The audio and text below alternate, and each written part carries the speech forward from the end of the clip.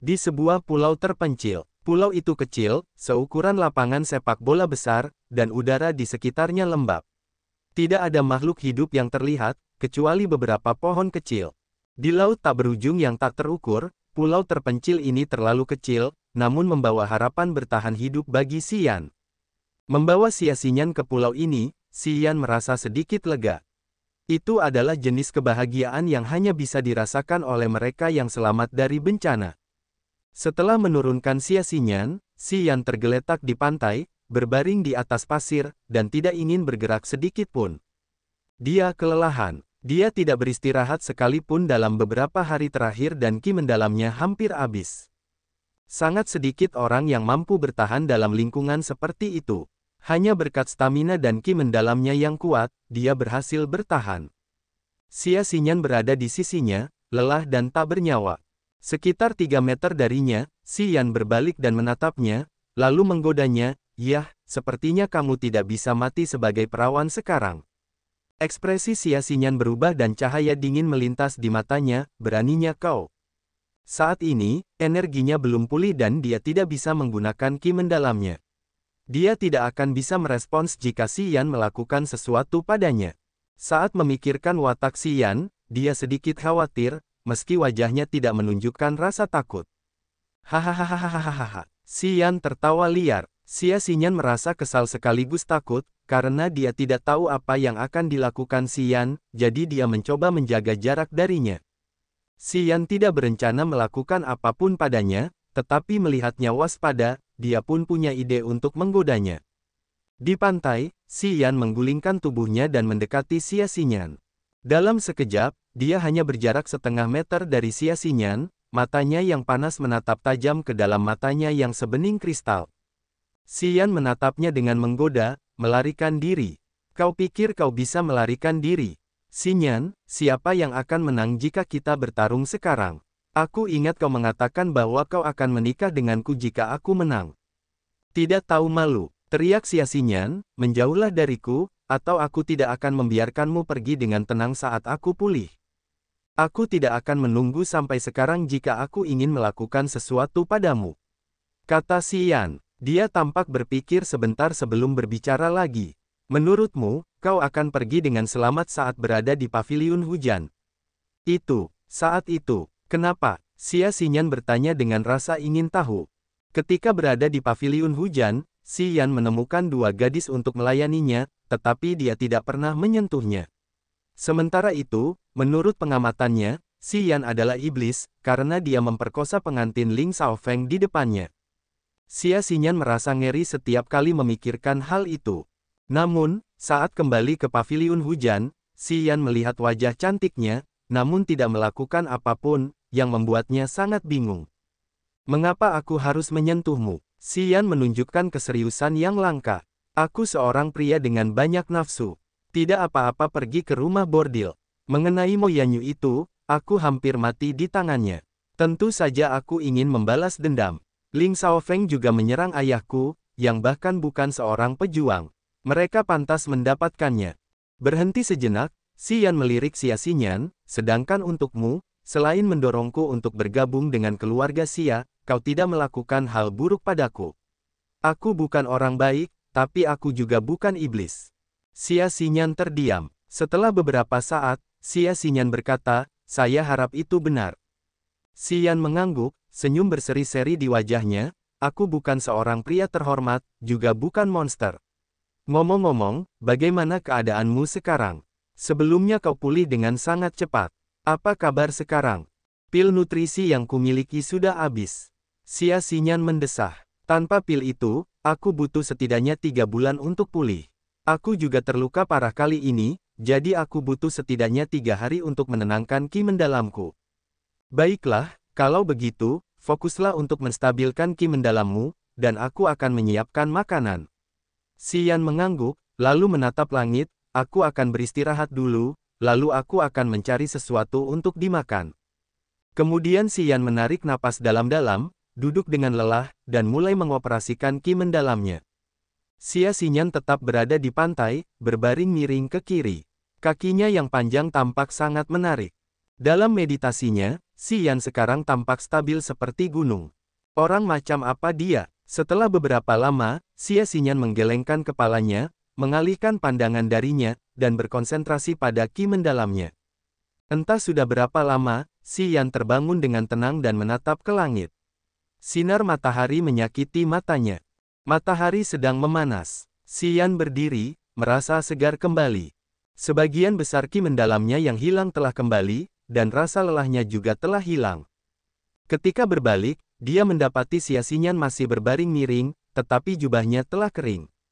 Lekuk tubuhnya yang halus, kakinya yang jenjang, dan kulitnya yang putih tampak sangat indah di bawah sinar matahari. Sambil menatapnya dengan rakus, Xian menarik napas dalam-dalam dan melompat ke laut. 1/4 jam kemudian, Xian kembali dengan 2 ekor ikan di tangannya. Kemudian dia berjalan mendekati Xian dan terbatuk pelan. Bulu mata Xian bergetar, lalu dia membuka matanya. Dia tampaknya telah mendapatkan kembali sebagian ki mendalamnya, saat dia duduk dan melirik Xian. Apa? Apakah kamu punya batu api? Ya, Xian menyentuh cincin hijau di jarinya dan, dengan kilatan cahaya aneh, sebuah batu api muncul di telapak tangannya. Sambil melemparkan batu api itu ke Xian, dia berdiri perlahan, tersipu. Dia berjalan ke pohon kecil di dekatnya dan berkata, "Aku harus ganti baju, jangan mengintip." "Baiklah." Xian mengangguk, kegembiraan terpancar di matanya. Pohon itu hanya setebal pahanya. Xian berjalan ke belakang pohon dan melepas jubahnya. Pohon itu terlalu tipis untuk menutupi tubuhnya, jadi lekuk tubuhnya terlihat jelas oleh Xian. Xian menanggalkan jubahnya dan menutupi dadanya dengan lengannya, namun pantatnya masih terlihat. Pantatnya montok dan halus, yang membuat Xian bergairah. Dalam sedetik, ia tertutupi oleh rok hijau Xian. Merasa lega, Xian menarik napas dalam-dalam dan menjauh dari pohon. Setelah melirik Xian marah saat melihat sesuatu muncul di antara kedua kaki Xian. "Bajingan!"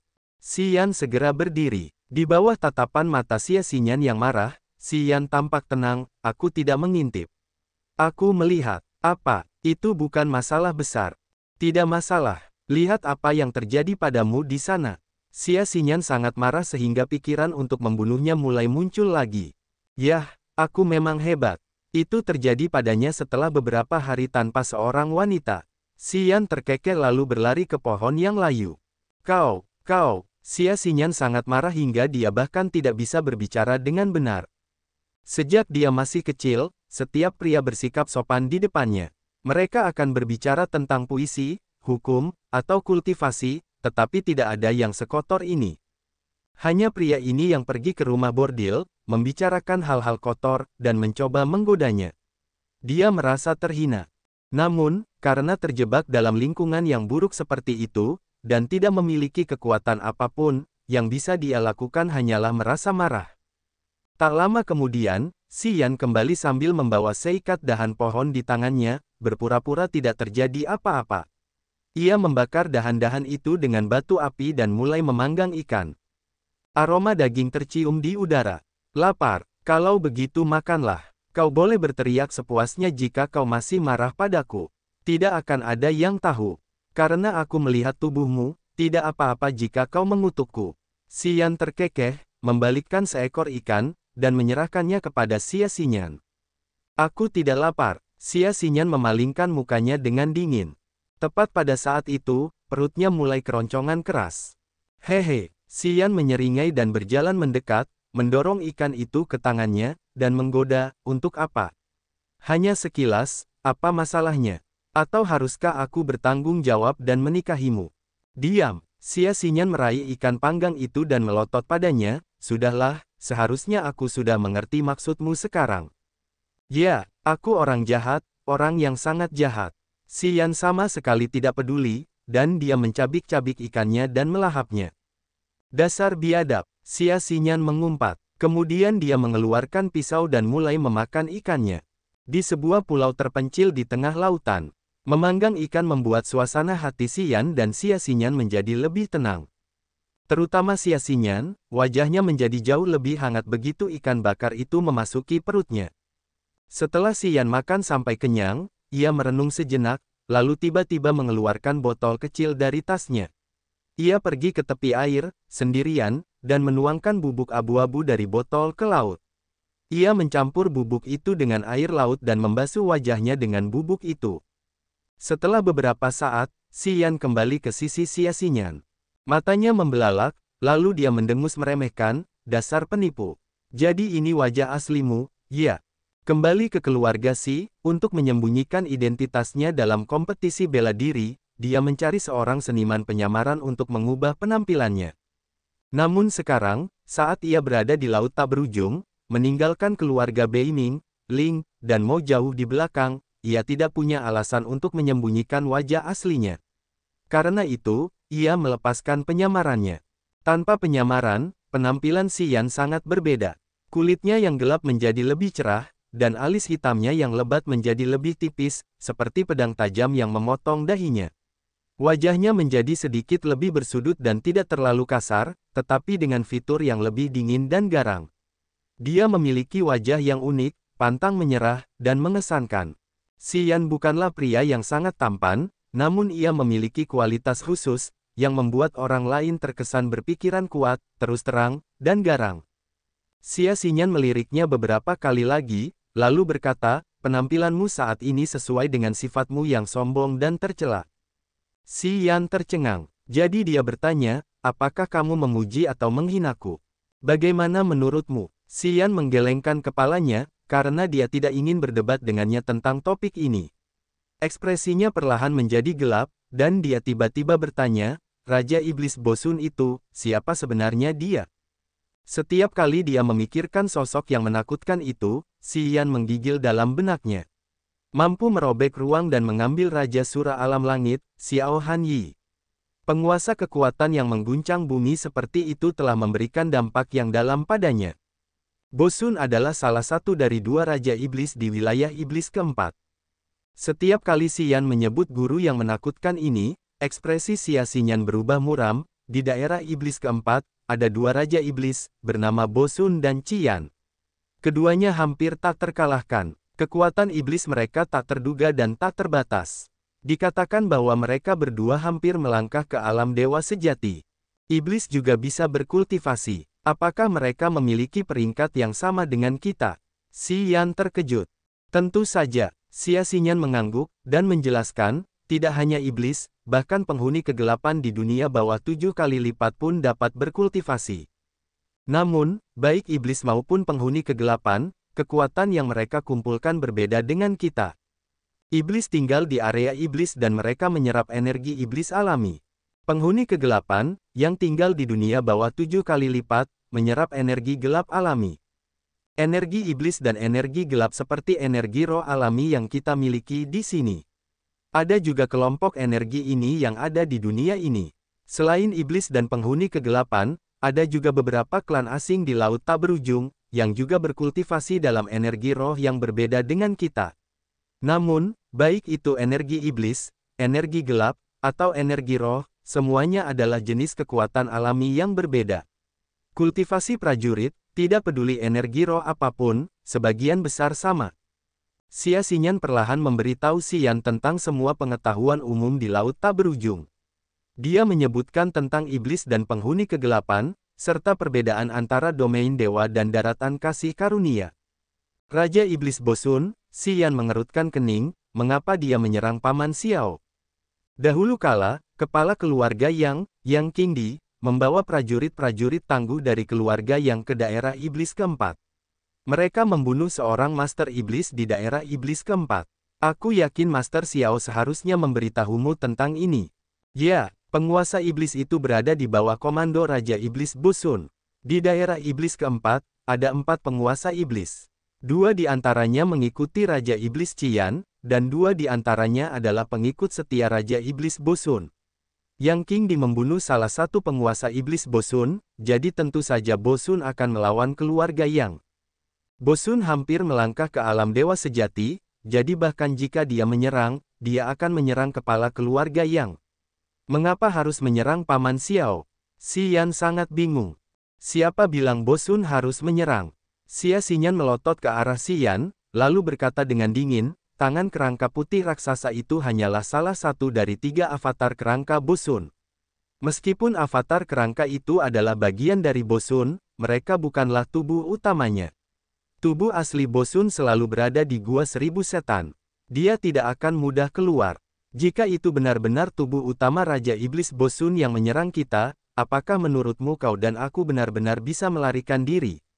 Apa? Xian terkejut, maksudmu, tangan tulang raksasa itu, dari 3 avatar kerangka Bosun, hanya tangan salah satu dari mereka. Itu benar, hati Xian terguncang. Hanya tangan salah satu avatar kerangka yang mampu menyebabkan begitu banyak gerakan di laut tak berujung. Tangan itu merobek ruang, dan langsung mencengkeram Xiao Hanyi.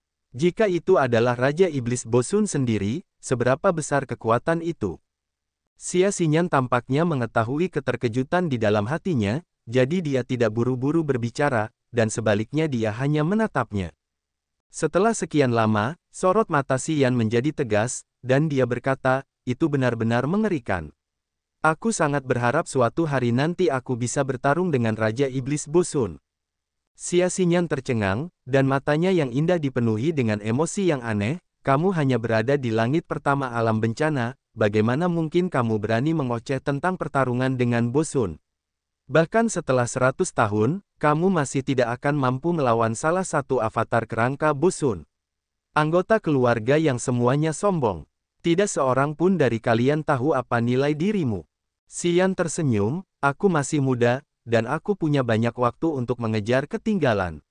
Suatu hari, mungkin aku juga bisa dikenal di seluruh surga, dan bisa membelah langit dengan tangan kosong. Xia Xinyan terdiam, tetapi setelah beberapa saat, dia akhirnya mengangguk pelan. Dia tidak banyak bicara, tetapi dalam hatinya, pandangannya terhadap Xian telah berubah. Bagi seorang pendekar biasa, setelah melihat kekuatan Raja Iblis Bosun yang tak terkalahkan, hal itu mungkin akan meninggalkan bayangan abadi di benaknya. Jangankan bertarung dengan Raja Iblis Bosun, mungkin mereka sesekali akan terpengaruh oleh bayangan di benak mereka saat berkultivasi, dan tidak akan pernah bisa menyingkirkan bayangan itu. Namun, pikiran Xian sekokoh batu. Bukan saja dia tidak takut, tetapi sebaliknya, keinginannya yang besar untuk bertarung pun terpicu, tumbuh menjadi pikiran yang arogan untuk suatu hari bertarung dengan Raja Iblis Bosun. Dengan watak seperti itu, selama keberuntungan dan bakatnya dapat terus berlanjut, suatu hari dia pasti akan berdiri di puncak dunia. Apakah Paman Xiao akan baik-baik saja? Xian tiba-tiba mendesah, dan berkata dengan sedih, Paman Xiao banyak membantuku di serikat pedagang, aku benar-benar tidak ingin sesuatu terjadi padanya. Sayang sekali kekuatanku tidak cukup, atau aku pasti akan membantai semuanya dalam perjalanan ke daerah iblis keempat dan mengambil kembali Paman Xiao dari tangan Bosun. Aku juga tidak tahu. Xia Xinyan menggelengkan kepalanya, aku khawatir bahkan avatar kerangka Bosun tidak mungkin dikalahkan oleh Tuan Xiao. Semoga surga akan membantu orang baik seperti Tuan Xiao, dan membantunya bertahan hidup melalui bencana ini. Ekspresi Xian penuh dengan rasa frustrasi, dia menggelengkan kepalanya dan mendesah, lalu berkata, jika sesuatu terjadi pada Paman Xiao, suatu hari nanti, aku pasti akan membalaskan dendamnya, dan membantai Raja Iblis Bosun itu. Wajah Xia Xinyan berubah, dia semakin terpana oleh kesombongan Xian. Di laut tak berujung yang luas, ada banyak tokoh kuat dan prajurit kuat yang tak terhitung jumlahnya, tetapi tidak ada yang berani mengatakan bahwa mereka dapat membantai Bosun. Orang ini baru saja berada di alam bencana, baru saja melangkah ke ambang seni bela diri. Meskipun jelas mengetahui kekuatan jahat mengerikan dari Raja Iblis Bosun, dia masih bisa berbicara tentang hal-hal sombong seperti itu. Mungkinkah dia benar-benar orang gila? Xian tidak menjelaskan, namun pernyataan sombong ini tidak terlalu arogan baginya. Tidak ada alasan nyata lainnya, tetapi dia yakin semangat bela diri misterius di dalam dirinya akan memberinya potensi tak terbatas. Selama dia terus-menerus membunuh, dia secara alami akan menyerap energi negatif, dan kemudian dapat mengubahnya menjadi kekuatan luar biasa untuk memelihara semangat bela dirinya dan ki mendalamnya.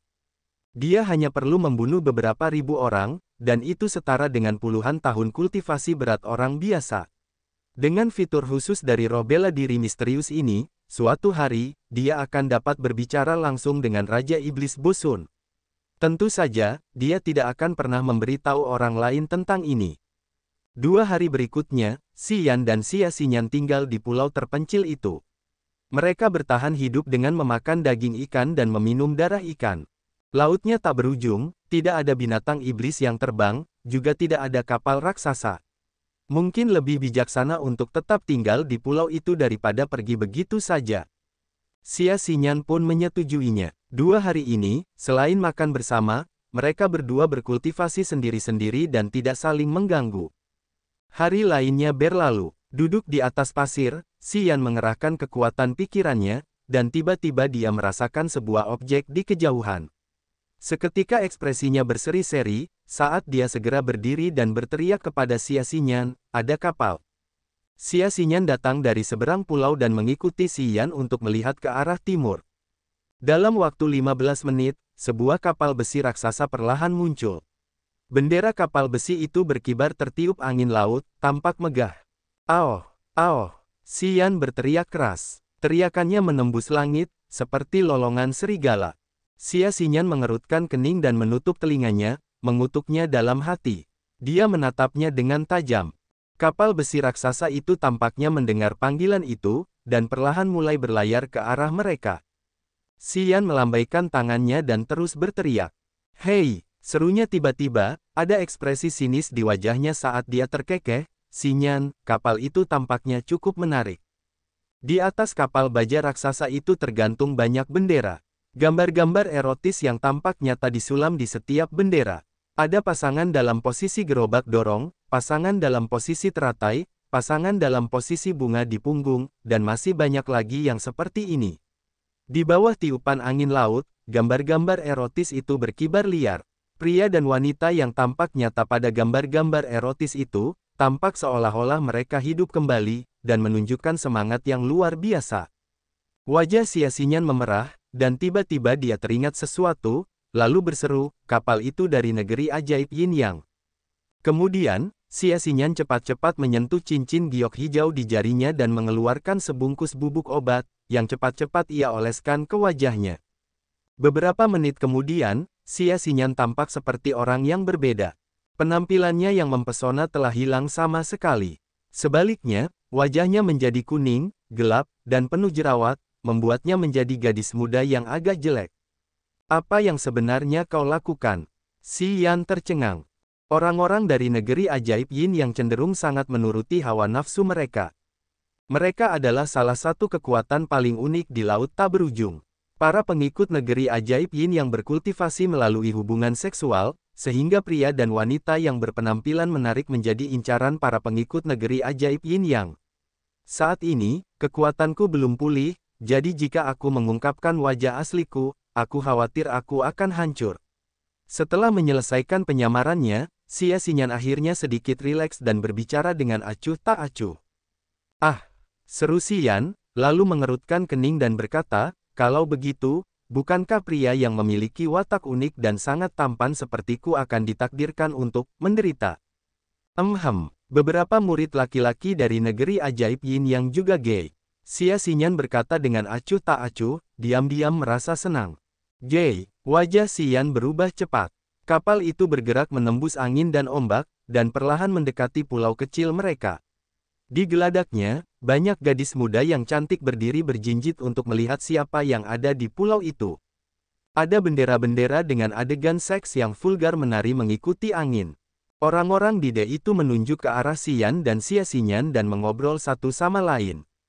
Setelah mengubah penampilannya, Xia Xinyan memasang ekspresi dingin, berdiri diam di atas pasir. Xian berhenti melolong dan mengerutkan kening, tampak lelah. Awalnya, dia merasa senang dan penasaran dengan orang-orang di kapal itu, terutama saat Xia Xinyan mengatakan bahwa mereka berasal dari negeri ajaib Yin Yang, yang memiliki pandangan yang sangat terbuka tentang seks. Xian berharap dapat bersenang-senang di masa mendatang. Tetapi ketika Xia Xinyan menyebutkan bahwa laki-laki dari negeri ajaib Yin Yang juga menyukai laki-laki, Xian tiba-tiba menjadi tertekan. Sudah terlambat untuk menyesal, karena kapal sudah mendekat, dan mereka tidak tahu berapa lama mereka harus menunggu jika ketinggalan kapal ini. Tanpa pilihan lain, Xian memutuskan untuk mencoba dan menaiki kapal, berharap yang terbaik. Tak lama kemudian, kapal sepanjang 100 meter itu tiba di tepi pantai. Para wanita dan pria berjalan sibuk di dek, sebagian besarnya tampak cantik, berusia antara 13 tahun hingga 40 tahun. "Siapa kau? Mengapa kau di sini?" Seorang pria kurus berwajah kuning di dek bertanya dengan keras. Dia tampak berusia sekitar 40 tahun. Orang ini berada di alam nirvana, namun dia berbicara dengan suara keras, tampak waspada. "Kami dari barat, menuju laut tak berujung. Perahu kami diterjang badai dan hancur. Kami nyaris lolos dan terdampar di sini. Tolong bawa kami pergi dari sini." Xian menyilangkan tangan di depan dadanya dan berbicara dengan mata penuh harap. Dari barat, pria itu mengerutkan kening, menyipitkan matanya, dan mengamati Xian sebentar. Kemudian dia menatap Xian, dan berkata dengan dingin, "Ada sesuatu yang bagus denganmu. Kami tidak akan menyelamatkanmu dengan cuma-cuma." Xian terkejut, lalu tersenyum malu, "Barang-barang kami hanyut. Ayo pergi." Pria berwajah kuning itu menggerutu, lalu berteriak balik, tidak berniat menjemput Xian dan Xian. Xian mengerutkan kening tanpa mengatakan apapun. Di dalam tasnya, ada kristal iblis tingkat 6 dan banyak koin kristal. Namun, ia berhati-hati. Ia tahu bahwa ia akan dibunuh, alih-alih diizinkan menginjakkan kaki di kapal itu, jika ia menunjukkan harta karunnya. Jadi lebih baik dia berpura-pura miskin, karena meskipun dia tidak bisa naik kapal, dia masih bisa hidup selama beberapa hari. Melihat kepergian pria itu, Xian merasa lega, meskipun wajahnya masih menunjukkan kekhawatiran. "Tunggu sebentar." Saat itu, suara malas seorang wanita terdengar dari sebuah ruangan di kapal.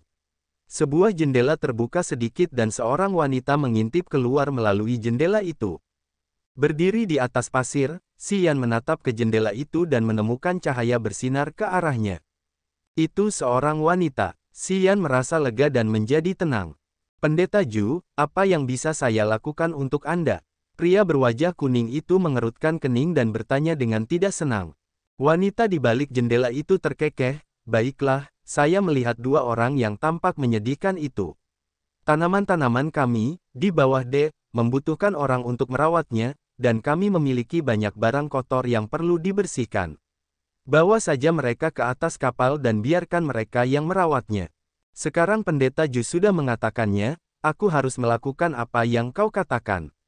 Pria berwajah kuning itu ragu-ragu, tahu apa yang diinginkan wanita itu, tetapi dia mengangguk, "Tarik, ayo kita bawa mereka ke atas kapal. Li Wei, atur mereka. Jangan biarkan mereka merusak tanaman." Pria berwajah kuning itu memberi perintah, lalu berjalan ke atas sambil mengerutkan kening. Dia tidak lagi memperhatikan Xian dan Xian. Seorang pemuda tampan tersenyum dan berkata di belakang pria itu, "Jangan khawatir, Paman. Aku akan mengurusnya."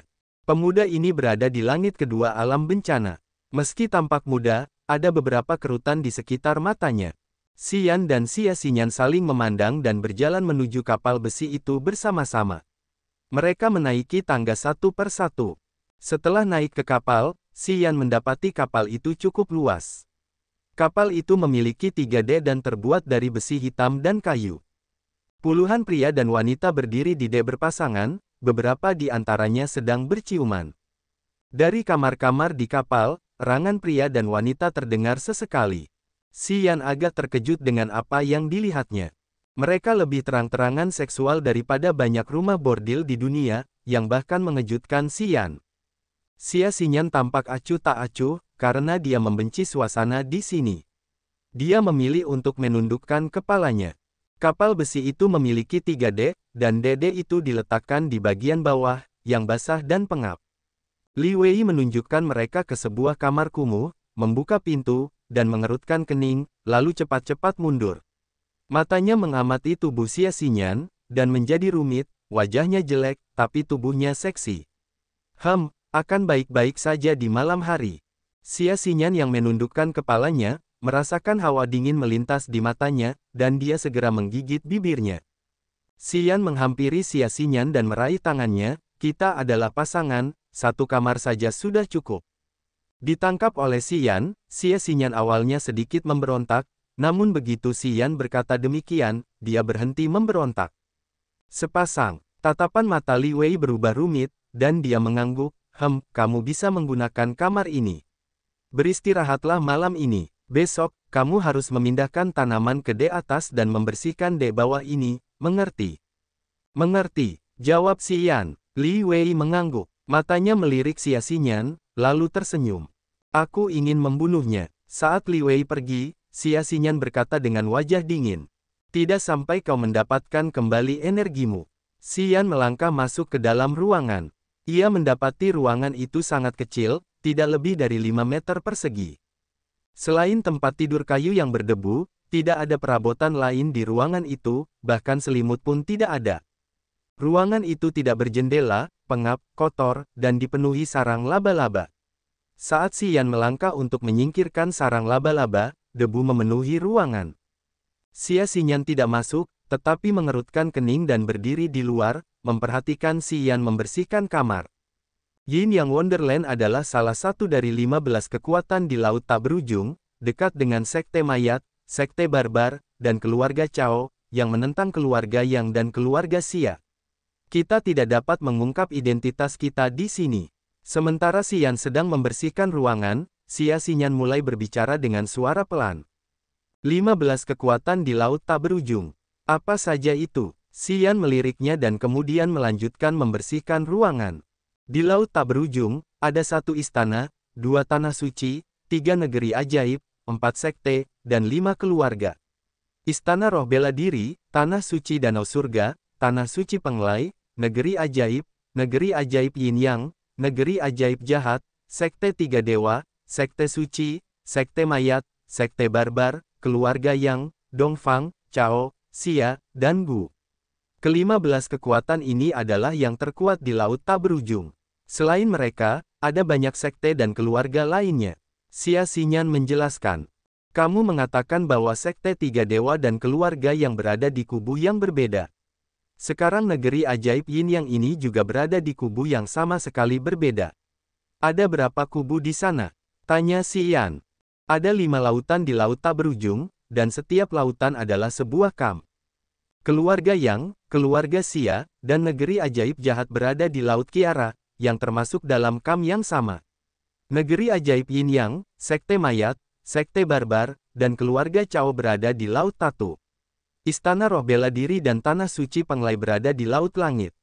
Tanah Suci Danau Surga, Negeri Ajaib-Ajaib, dan Sekte Suci berada di Laut Hitam. Dan Sekte 3 Dewa, keluarga Dongfang, dan keluarga Gu berada di Laut Hengluo. Kelima kamp tersebut selalu saling bertarung. Sekarang aku merasa ini menjadi rumit. Xian menggelengkan kepalanya, namun, ini tidak menggangguku, karena Laut Tak Berujung semakin lama semakin menarik. Karena kita menaiki kapal Yin Yang Wonderland ini, apakah kita akan pergi ke Laut Tatu? Laut Tatu jauh dari Laut Kiara kita. Di negeri ajaib Yin Yang, para pendekar alam dasar, alam baru lahir, dan alam manusia adalah murid umum. Pendekar alam bencana dan alam bumi adalah murid inti. Pendekar alam nirvana adalah pendeta, pendekar alam langit adalah tetua, dan guru tertinggi adalah Ratu Langit dan Raja Bumi, yang berada di alam dewa. Hanya ada 2 pendekar nirvana di kapal besi ini, jadi mereka pasti pendeta negeri ajaib Yin Yang, yang bertugas mengumpulkan obat-obatan, batu giok, dan sutra untuk negeri ajaib Yin Yang. Kita harus berhati-hati, kalau tidak, kita mungkin tidak akan pernah mencapai Laut Tatu dan meninggalkan kapal ini. Xia Xinyan mengerutkan kening. Tidak apa-apa sekarang. Masuklah, kata Xian. Kamar itu bersih setelah usaha Xian. Namun, masih hanya ada 1 tempat tidur. Xia Xinyan meliriknya dan mengerutkan kening. Kamu tetaplah di tempat tidur, dan aku akan tidur di lantai. Jangan khawatir, aku tidak akan melakukan apapun kepadamu. Jangan gugup, aku tidak percaya padamu. Xia Xinyan menggerutu, namun kemudian dia berjalan memasuki kamar, duduk bersila di atas ranjang, dan mulai berlatih. Xian ingin bertanya lebih banyak tentang Laut Tak Berujung, tetapi melihat Xia Xinyan terdiam, dia pun duduk dengan tenang dan mulai berlatih. Mereka terdiam semalaman.